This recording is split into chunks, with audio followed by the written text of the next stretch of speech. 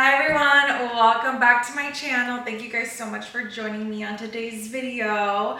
Today I'm going to be making sea moss gel, and I make this like every so often. And it's one of my favorite things that I've added into my wellness journey that's really made a difference. It is a prebiotic, which is really good for your gut. And I'm really on this gut health life journey of mine. I have so many things wrong with my gut, mainly due to food sensitivities that I just literally didn't know about. So this has helped me within my gut journey. I take this every other day. I try to take it every other day. Sometimes I forget, but I do feel and see a difference in my energy and like my overall clarity, mind, body, and soul. So I really love sea moss, and I love incorporating it into, smoothies or, just taking it raw on its own. So stay tuned, and I'm going to walk you guys step by step on how I create my sea moss gel. It is a mango base. I really love the mango just because it kind of covers up that it covers up that sea-ness of it all, I usually do raw organic. This is organic frozen. I don't think they're in, or I didn't know when I was gonna make this recipe, so same thing. It's honestly the same thing. And I do want to show you guys what this looks like prior to soaking it. So this is what it looks like when soaked. I've already gone ahead and soaked this overnight, so 24 hours. This used to be this. Here, let me grab the bigger. And I still have some left. So this really does quadruple its size once it's like backed and soaked into water. One thing that I will recommend is like when you are clean, you're gonna want to clean and rinse your sea moss a couple of times just to get the dirt, because this does come from the sea, so you want to just clear all that out of the sea moss itself. And you'll probably do like 3 to 5 rinses of it, and you'll see it's like it starts to get clearer and clearer as you keep rinsing. And once it's super clear, you want to hydrate it overnight again with that water. I do recommend using filter water or spring water. You definitely want to pair it with some probiotics.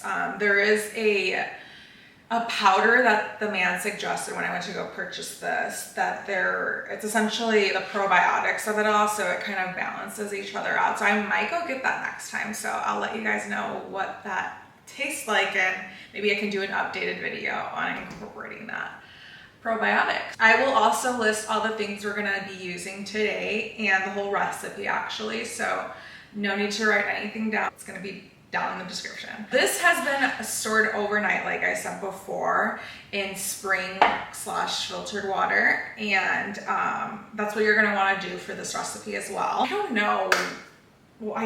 know what type of sea moss this is, so don't come for me. I know there's different types. I like to do like a couple, almost half of the package, about 2 cups or a cup and a half. I measured everything out, so whatever the recipe says, it says 1 ripe mango. I would suggest doing 2, especially if this is going to be your first time trying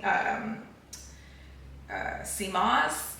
I think the taste is going to mask it. It's going to be sweet, and it's going to be natural sweet, obviously, because it's a mango that is sweetening this recipe. So do with that information what you will.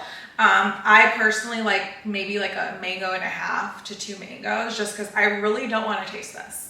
I've played with I've played around with a lot of different flavors, and this one is the best at masking it. Sometimes I'll even throw in like a peach or 2, some kiwi, just because like it does something to the soul, So I do like a sweeter sea moss.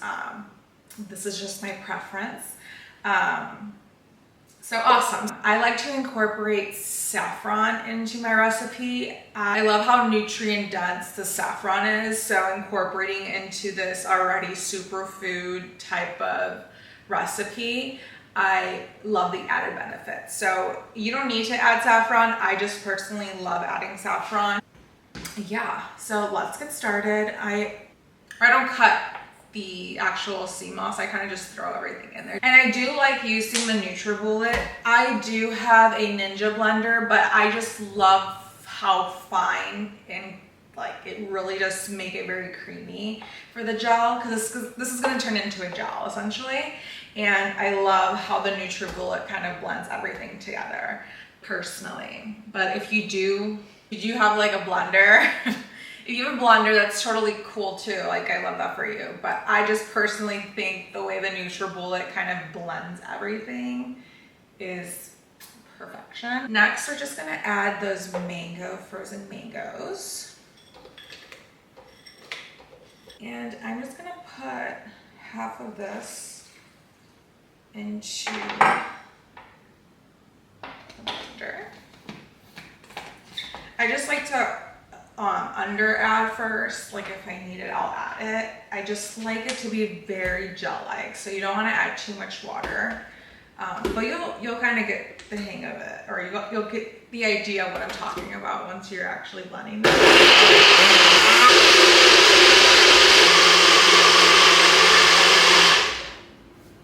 Okay, awesome. So I blended it for another like 30 seconds. While that's blending, I am gonna add some honey to my saffron.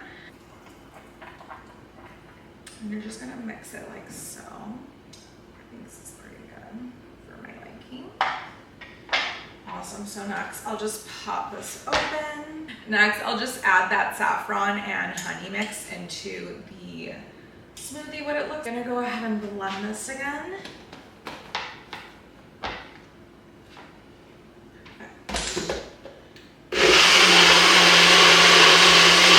Next, so what you're gonna do is grab a mason jar, like I have one here, and this is just a 1.5 cup jar, mason jar. And what you're gonna do is just pour your mixture into that jar. Oh, I have a little more than usual. That's fine, I'll just eat the rest now. So it'll look something like this. I should have probably used a bigger jar, but also when I have a mason jar lid, we'll just top this off with the mason jar lid here.